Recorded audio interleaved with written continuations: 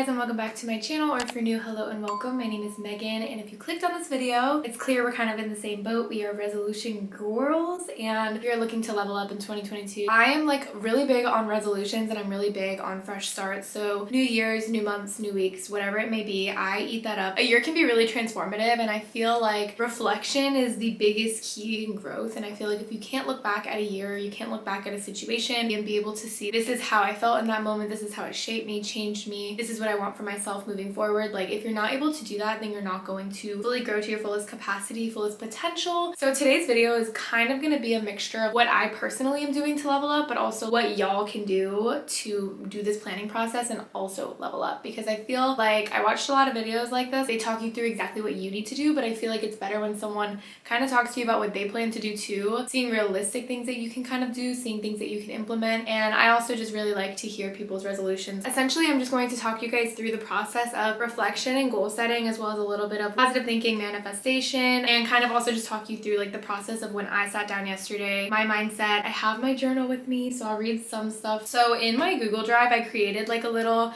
journaling exercise. So I had this outline before I even sat down to kind of like journal and everything, just so that I had like a clear direction of what I was writing and where I was going with it. Because you don't have to write down a million things, but I feel like writing things gives it so much more power and intention, and then you can really look back at it. Whereas if you just say you're gonna do things, there's like no intention behind that, because you're gonna forget about it, or you're gonna have something else going on, or you're just not gonna do it. Last year, so many things that I wrote that I felt like were such a stretch really did happen for me, and a lot of it was because like I had so much intention towards that, and I had so much intention towards reaching those things that I had set out for myself. Taking the time to write things down, being able to look at things and reflect at things and see like, am I going towards what I say I want for myself? And if I'm not, why am I not? Is this really what I want for myself, etc. Without further ado, let's get into kind of the journaling process and how I like to break up my thoughts right now. Okay, so the key piece in starting off is always reflection. So the first thing that you want to do, make a column on the left side, say all the things that worked for you this year, all the things that made you happy this year, all the accomplishments that come off the top of your brain from the year, and then on the right side, things that didn't work out, qualities that you know you want to work on for the next year, etc. It's kind of more of like a brain dump. And the next step that I find to be really important is rating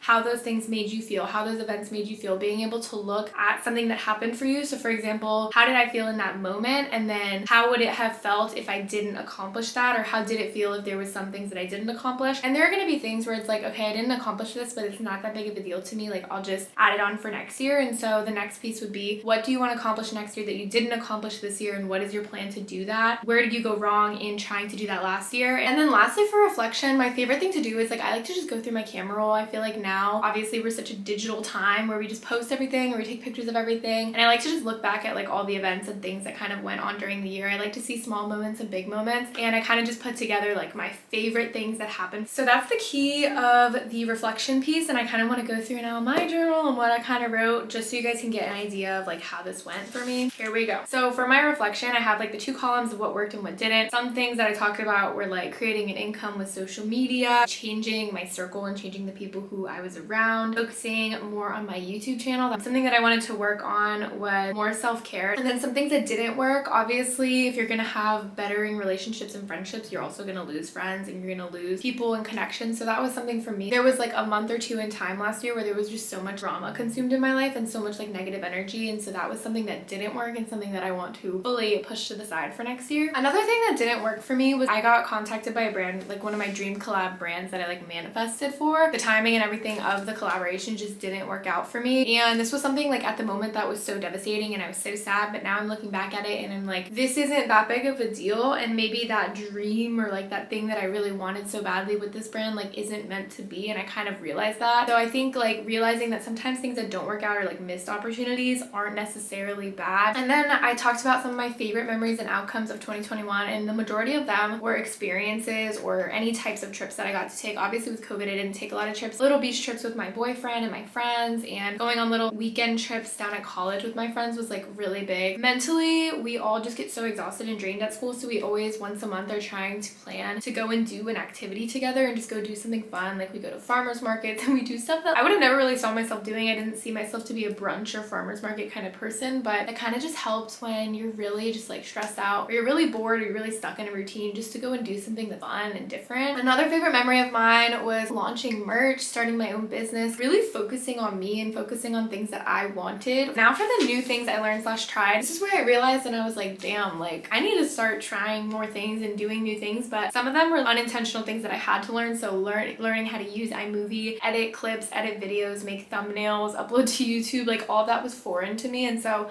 I learned how to do that, and I'm swift with it and I don't mind it. Learning how to use my new camera. I also like met a lot of new people. I'm not really the kind of person to make new friends, if that makes sense. Like I just am like really not the kind of person to like go out of my way to meet new people. I learned to use a sewing machine during quarantine, becoming a CPT. I started to go on hikes with my mom. This is like the first year that I really been truly consistent with exercise for a whole year. Okay, so the next part of like planning for 2022 is you need to create a vision for yourself, and you need to create a vision for the year that is like 1 to 5 words. So you can't have your vision being like a million different things. You have to have a focus. Here's some examples just so you understand. Overall wellness can be a vision. So your overall wellness, your health, your nutrition, exercise, whatever it may be, your mental health, financial wellness and financial stability, confidence, trying new things. So your theme for the year can kind of be whatever your main focus is. My 2022 vision is leveling up. So it's kind of like expanding on everything that I started last year. So your vision doesn't need to be this grand, crazy thing. Like it can just be expansion upon what you've already started. So your theme and your overall vision for yourself should come from what you really are searching for most. Your vision is going to differ based on who you are and what stage you are in your life. Part 3 was my favorite part to do. It's my bucket list, and I put little check boxes so I could actually check it off. But making a bucket list for 2022, making a list of things that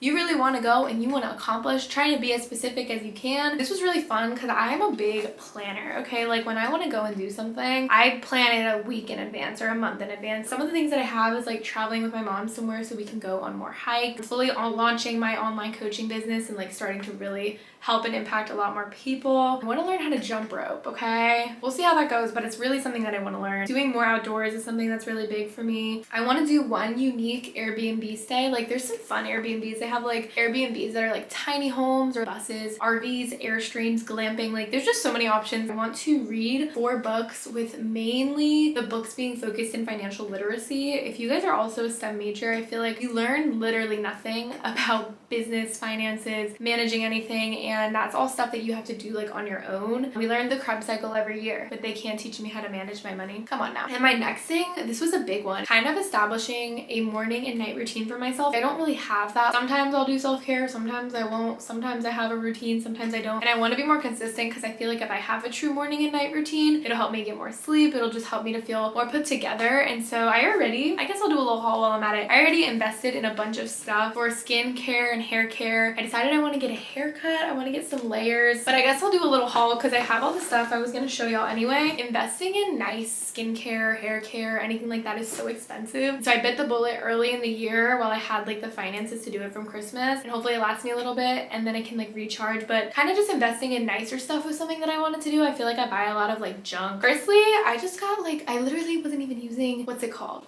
Heat protectant. And I was like, am I okay? So I got this, and I also got one of those like hairbrush blow dryers. And that's gonna help me a lot when I get layers. And then I bought a lot of skincare stuff. So my mom recently got this. It's called, I think the brand is Shiseido. I don't know. This was expensive, but it's for like your under eyes. That's something that's like really important to me to start being proactive about now. And then I got this, and she was a pretty penny. I thought this was gonna be like a bottle, and this is like a science-based brand. So obviously I was like eating it up, but this is for like overall hair care. So it's called K18, and essentially it's like a leave-in hair mask that you do every couple showers or so. And I just have a lot of breakage. I don't know if you guys can tell, but my hair, like I haven't even got my hair cut I think in like 2 years professionally done. Like sometimes I'll just trim it myself, and that's something that I kind of neglect, but I feel like I want to be better about, is just like doing my hair and caring for my hair. Luckily I've never dyed my hair or anything like that, and so I have pretty healthy hair. It's just boring. It's flat. I've been wanting to invest in an eyelash serum for such a long time, but I like couldn't. I don't know, like part of me didn't want to justify it. I was like, you know what, it's time. I've been wanting this for a really long time. So I got the Grande Lash eye serum. Obviously with serums, you don't continue to use them, then the results will go away. So this is like a true investment. Like at this point I'm locked in. But yeah, I have like no lashes really, and I would love to grow them out. Anyways, sorry about this intermission of a literal haul, but I kind of just wanted to show you guys because I've been really working on kind of investing in things that are gonna like save me money later and like really be like a long-term investment. And I also invested this year in doing my own nails. I lied in one of my videos. I'm using now tips again, but instead of using like nail tips, I'm using like full nail, like the whole thing is fake, and that's been like staying on better, especially when I lift. Something about having long nails and pretty nails just brings me a lot of joy and a lot of confidence. Okay, so after you make your bucket list, the next part is, I think, the most important part. These are your area-based goals. So you're gonna look at different areas of your life and kind of make goals based on that. So you'll have an area that's like work, business, or school, or maybe you have all three of those in your life: nutrition, exercise, self-care, relationships. So that can be like with your boyfriend, with your family, with your friends, whatever it may be. Your gym goals, your beauty / overall like routine goals, financial goals, all that kind of stuff. Those all have their own categories for a reason, and it's important to realize that they're all different pockets of your life, but they all play a certain level of importance in your life. And so ranking these different areas of your life is important as well, because then those goals should be coming first. The groupings that I did and the ones that I kind of talked about were going to be like work, business / school. And so in there I kind of have some goals for myself, a lot of like content based goals, so how many pieces of content I want on each platform, different goals that I have for like subscribers or followers or things like that, different goals that I have for coaching, and then I have just some different goals of things that I kind of want to do with school, obviously getting into the graduate school, graduating. Next, for nutrition, I had a lot of fun nutrition things. I don't usually have nutrition goals, but these aren't like super strict or anything, and I don't expect myself to fully commit to them, but I wanted to write them out anyway. So drinking more water and baking more is something that I want to do. I used to bake so much when I was younger. Baking is something that I really enjoy because I feel like it's like self-care. You're just like chilling, whipping something up. Drinking less caffeine, having less sugary snacks, and then consistently eating enough protein and creatine is something that I really want. And a big goal that I have is just checking in monthly with people, and I feel like I'm really bad about this. And then I have my gym goals, which are their own little place. I need to finish those because I didn't really write out like certain numbers or anything like that yet, but that is part 4. Part 5 is obviously the fun part. It's going to be all about manifesting these goals. So it's going to talk about scripting, so you can write about how it would feel if you really had these goals, talking about these goals as if they have already happened, talk about how they make you feel, talk about how they happened, things like that. And that helps you a lot as well with understanding what it takes to get to a goal and what it takes to get to something that you really want for yourself. Speaking in the I am, and speaking in the way that like this thing is coming for me and it is going to come true. When you believe something and you believe in yourself and you believe that you are capable of having something, it is going to be way more attracted to you. So writing I am statements is my favorite thing because it's just easy. So things like, I'm living in abundance, I attract money, I attract love, I am healthy, I have the tools to achieve financial freedom, I am enough, I love the person I'm becoming. And then lastly, my favorite part of this whole thing, I went through all this stuff just so I can get to this part, which is building your vision and really making it a vision. And by doing that, I mean vision board. I'm gonna make mine my laptop screensaver, probably, maybe even my phone screensaver, but it can be as simple as like you making a little collage and just keeping it for yourself and looking back at it, but having visual reminders of the things that you want and things that you're working towards. That was my favorite part, is definitely building my vision board. If I finished it, I'll pop it on the screen. That concludes this video. I'm unsure if this was helpful or not. This is a mixture of me just stating things so that I can look back at this, and also me stating things so that you guys have the blueprint of kind of what to write about and things. I was just really unmotivated in all aspects of my life. I felt really lazy, I felt drained, and I honestly felt bored, and I just needed like this reset and reminder of what am I working towards, how can I get there, and how can I still really enjoy myself during that time. So this was a really good way for me to have that like mental refresh, and having like a date refresh is just really nice. And so by doing all of this, I feel a lot better. I feel a lot more prepared coming into the year, and I'm really excited to see what happens for me and what happens for everybody else. And I hope that everyone has a safe, happy new year. And I'm definitely gonna be taking you guys with me through all this journey. So I'll show you guys my morning and night routine at some point when I have it done. I'll show you guys when I get my hair cut. I'll show you guys as I'm achieving my gym goals. Thank you guys so much for watching. I love you guys, and I'll see you guys in my next video. Bye.